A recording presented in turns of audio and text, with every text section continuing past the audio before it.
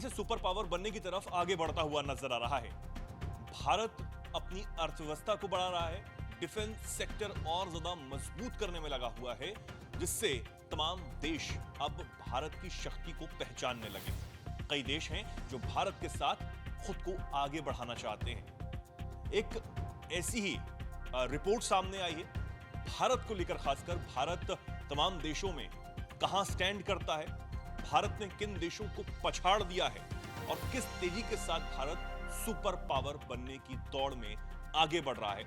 इस पर बात करने के लिए मेरे साथ अंजलि मौजूद है। अंजलि, कौन सा वो इंडेक्स सामने आया है, कहां की रिपोर्ट है जिसमें भारत को लेकर यह दावा किया जा रहा है कि भारत तेजी से अब सुपर पावर बनने की दौड़ में आगे बढ़ रहा है और भारत इस वक्त कहां है, कौन से रैंक पे भारत अभी आया है? बिल्कुल, देखिए तीसरे रैंक पे भारत आ चुका है। और अगर हम रिपोर्ट की बात करते हैं तो एशिया पावर इंडेक्स 2025 जो है जारी की गई है। और ये रिपोर्ट जो है, जो ये इंडेक्स है, वो ऑस्ट्रेलिया के एक इंस्टीट्यूट है जिसका नाम है लोवी इंस्टीट्यूट, उसकी ओर से जारी किया जाता है। हर साल ये जारी किया जाता है। और अब जो है, जब ये इंडेक्स सामने आया है तो उसमें सुपर पावर्स के बाद में मेजर पावर में इंडिया का नाम जो है सामने आया है। तीसरे नंबर पे भारत है। वहीं पहले नंबर पे अगर हम बात करते हैं तो पहले नंबर पे हमारे पास में अमेरिका है, दूसरे नंबर पे चाइना है। वहीं तीसरे नंबर पे अगर हम बात करते हैं तो इंडिया को वो रैंक जो है हासिल हुई है। और आपको बता दें कि इसी वजह से कहा जा रहा है कि भारत जो है अब अच्छे देशों से जो है लोहा मान रहा है। रिपोर्ट में ये बताया गया है कि भारत की जो ये उपलब्धि है, खासतौर पे यहाँ पे ऑपरेशन सिंदूर का जिक्र किया गया है कि ये जो ऑपरेशन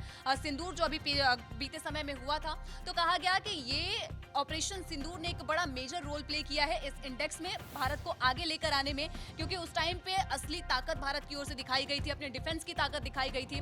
वहीं अगर हम पाकिस्तान की बात करते हैं, देखिए पाकिस्तान जो लगातार ऑपरेशन सिंदूर के दौरान भी और उससे पहले भी लगातार राफेल गिराने की बात कर रहा था कि हमने भारत के राफेल गिरा दिए हैं, और लगातार ही वो परमाणु धमकियां भी दे रहा था। लेकिन पाकिस्तान की जो रैंकिंग है इसमें 16 आई है। तो यहाँ से साफ पता लगता है कि जो वो लगातार गिदड़ भपकियां देता रहता है और लगातार इस तरीके से बातें करता रहता है, वो कहीं ना कहीं पीछे सिमटती हुई नजर आ रही है। लेकिन खैर, अगर हम इंडेक्स पे बात करते हैं तो सबसे पहले मैं आपको इंडेक्स को एक्सप्लेन कर देती हूँ कि किन किन मापदंडों पे।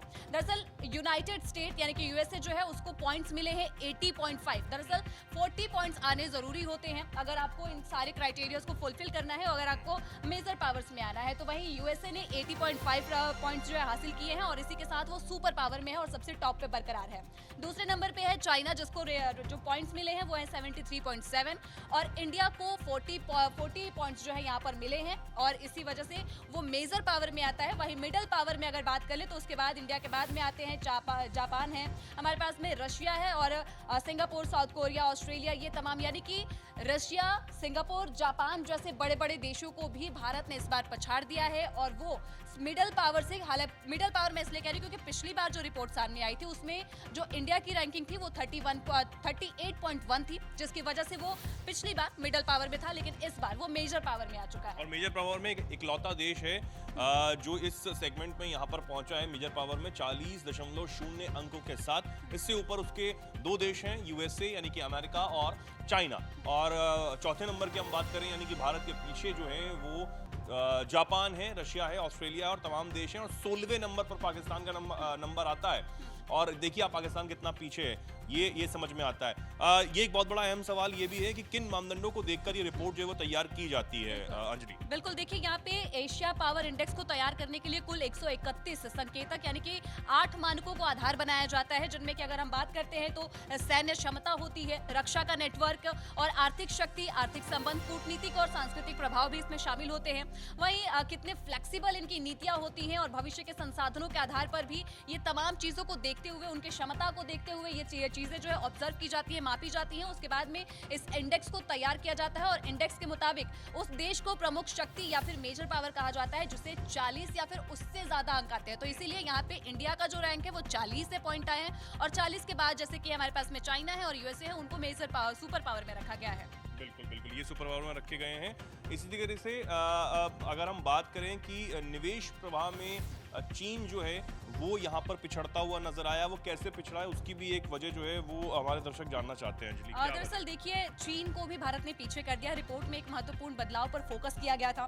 भारत अब अमेरिका के बाद सबसे अधिक प्रत्यक्ष विदेशी निवेश आकर्षित करने वाला देश बन गया है। वहीं चीन जो है नीचे वाले स्थान पे खिसक गया है। तो कहीं ना कहीं जो डिफेंस सेक्टर में लगातार भारत की ओर से अपनी ताकत दिखाई गई थी, वो एक मेजर पावर जो है बोला जा रहा है, बदलाव बोला जा रहा है। क्योंकि यहाँ पर अगर हम प्रोफाइल खोलते हैं लोवी इंस्टीट्यूट की चेतन, तो यहाँ पर बनाए गए हैं सेगमेंट, जैसे कि मिडिल पावर और मेजर पावर, इसको एक्सप्लेन किया गया है। और अलग अलग economic capabilities, military capabilities, resilience, ये सारी चीजें अलग अलग तरीके से बताई गई हैं। जब आप उस वेबसाइट पर जाते हैं और आप जब चेक करते हैं तो आपको अलग अलग पैरामीटर्स यहाँ पे नजर आते हैं और उससे आपको पता लग जाएगा कि कौन सा देश जो है कहाँ पे स्टैंड करता है।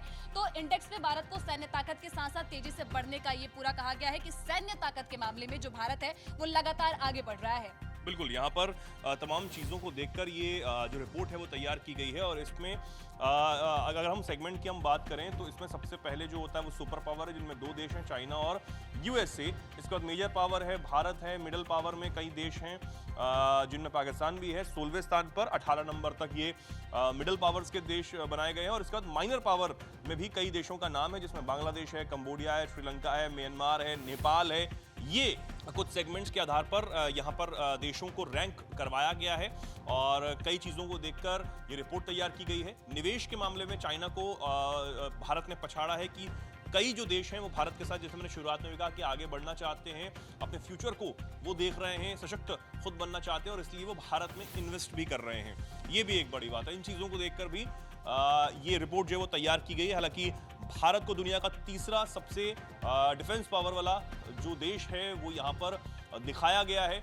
अब इससे हम ये समझ सकते हैं कि किस तरह भारत की ताकत जो है वो दुनिया में आगे बढ़ रही है और सुपर पावर बनने के लिए भारत तेजी से आगे बढ़ता हुआ नजर आ रहा है। इस रिपोर्ट पर आप क्या राय रखते हैं, क्या कुछ कहना चाहते हैं, लिखिए कमेंट सेक्शन में। जुड़े रहिए, देखते रहिए दैनिक जागरण।